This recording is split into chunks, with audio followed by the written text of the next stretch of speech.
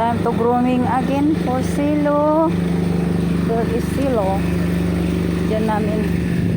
Diyan ko kasi mayroong service dito mag-grooming ng aso.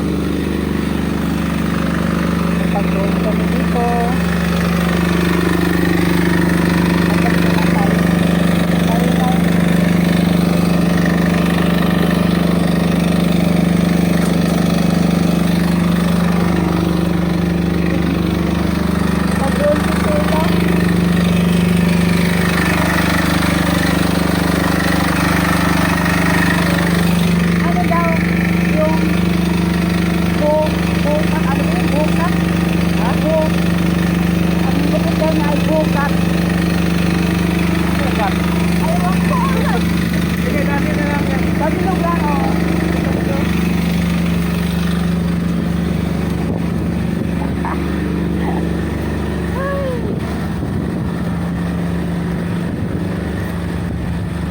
Ganda ng garden, no?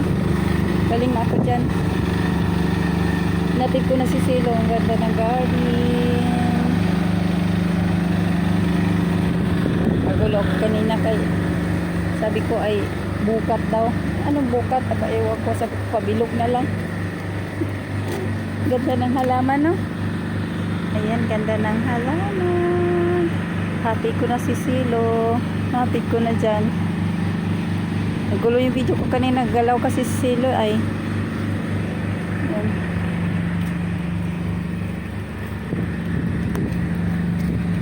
Ayan naman yung puro kawayan. Ganda, no? Puro kawayan. Kawayan. Plant. Bamboo plant. Ayan. Ito naman yung mga puno ng kahoy. Ang ganda yan. Sa banda dyan ay ilog ng Pasig. Sa likod na yan. Ilog ng Pasig. Ayan o, ilog ng Pasig yan dyan.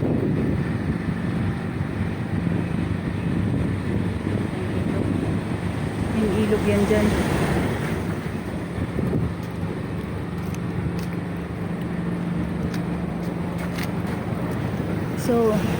So way na yan, papunta roon, may tulay doon kamuntaan, papunta doon sa bahay, sa floodway ng bahay ng kapatid ko. Kasi kami din diyan, dati nakatira doon sa floodway. Kaya lang lumipat na kami ng Laguna.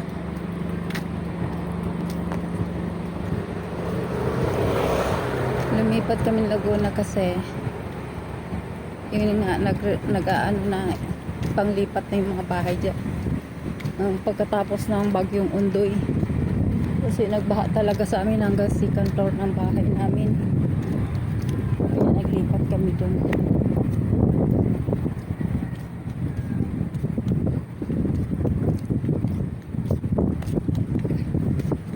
Kat-kat.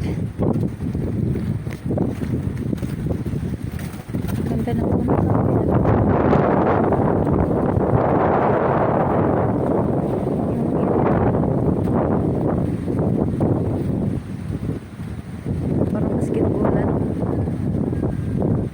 Ganda, no? Gym sport area.